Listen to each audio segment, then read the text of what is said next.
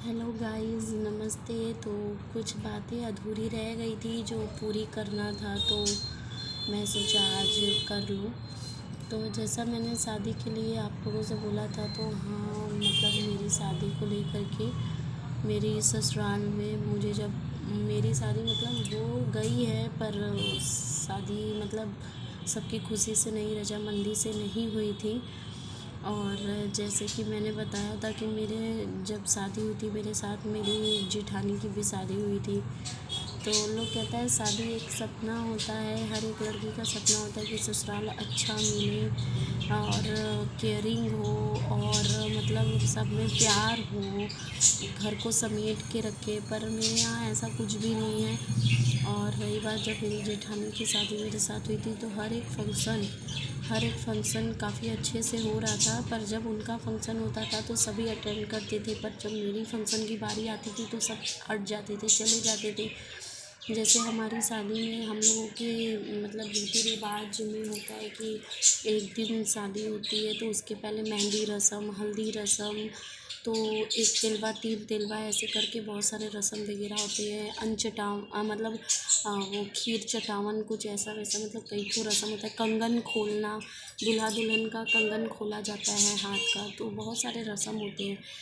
द्वार छिकाई होता है। तो ये सब जब होता है तो मतलब मेरी जेठानी के हर रस्म बहुत, अंगूठी, दूध में अंगूठी, हल्दी दूध वगैरह जैसे डाल के अंगूठी भी ढूंढने वाला रस्म होता है, मतलब बहुत सारा रस्म होता है।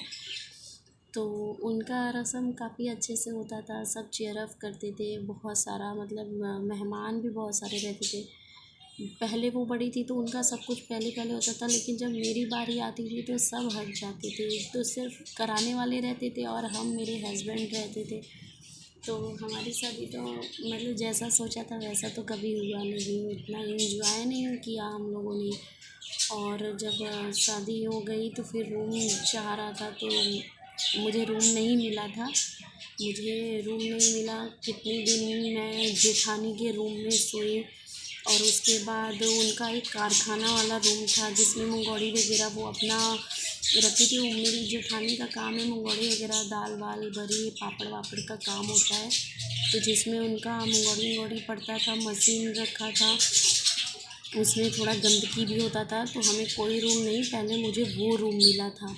और मेरी जेठानी को तो रूम अच्छा खासा मिला था, उनका रूम लगा था, सजाया गया था। हर एक लड़की का सपना होता है। ये यूट्यूब पे इतने बड़े चैनल पे इतनी बड़ी बात तो बोलना आसान नहीं है, पर आप लोग मुझे देखोगे तो खुद ही आप लोगों को फील होगा, तकलीफ होता है।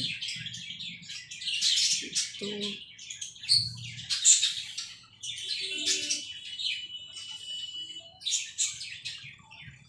तकलीफ़ होता है कि शादी एक पहली बार ही होता है, बार बार तो शादी होता नहीं है।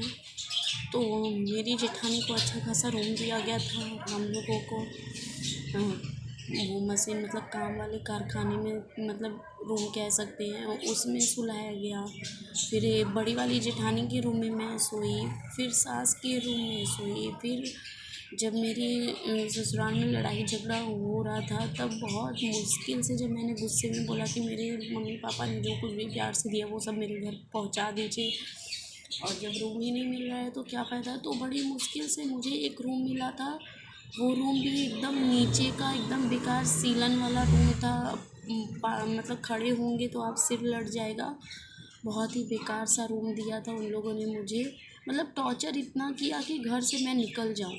निकाले नहीं, पर टॉर्चर पूरा वही किया गया कि मैं घर से निकल जाऊँ। और फिर धीरे धीरे जेठानी लोग भी बहुत ज़्यादा टॉर्चर करने लगी।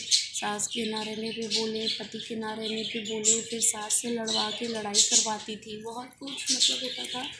तो बहुत कुछ झेला है हम लोगों ने। तो जब एकत्र हो गया तो हम लोगों को ज़्यादा सहना बहुत मुश्किल हो जा रहा था। पति मेरे दिन भर काम करके आते थे, शांति से हम लोग 2 रोटी नहीं खाते थे, रात में रो कर के सो जाते थे भूखे पेट। तकलीफ़ होता था कि पति सारा दिन काम करके आ रहा है और फिर ऐसे बिना खाए रो रहा कि हम लोग सो जाएं, तो ऐसे कैसे चलेगा। तो फिर इन्होंने बोला कि भगवान ने कोई ना कोई रास्ता खुलेगा तो फिर हम लोग घर से निकल गए। मेरे पति हमें बाहर लेके रेंट पे रहने लगे, तो मैं कभी रेंट पे रही नहीं थी।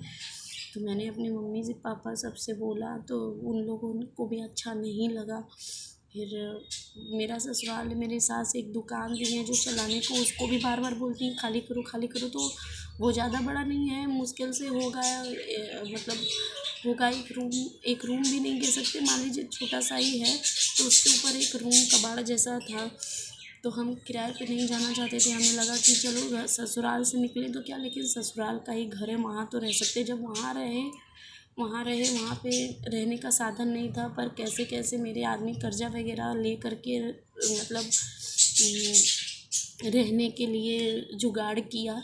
तो जब रहे हम लोग तकरीबन महीने भर वहाँ रहे, तो फिर जब मेरी सास को पता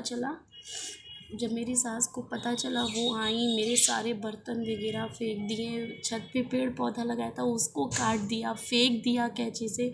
फिर जो बाथरूम होता है, लैट्रिन जो होता है ना, उसमें गंदे करके गई थी कि मैं दोबारा उसमें यूज़ करके ना रहने लगूँ। कहना बहुत ही मतलब बेकार है, लेकिन फिर भी जानते हो उन्होंने क्या किया था। टॉयलेट में बोरा जो होता है, जो आटा वगैरह का बोरा होता है, उसे फोल्ड करके उस पर जाम कर दी थी ताकि हम लोग यूज ना करें।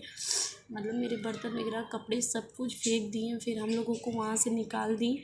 तो फिर हम लोगों को मजबूरन मैं अपने मायके आके रह रही थी। फिर तो मायके ज़्यादा दिन रहना अच्छी बात नहीं है। तो फिर उसके बाद मेरे पति रेंट पे रूम खोजे, तो फिर हम लोग रूम ले करके रेंट पे रहने लगे।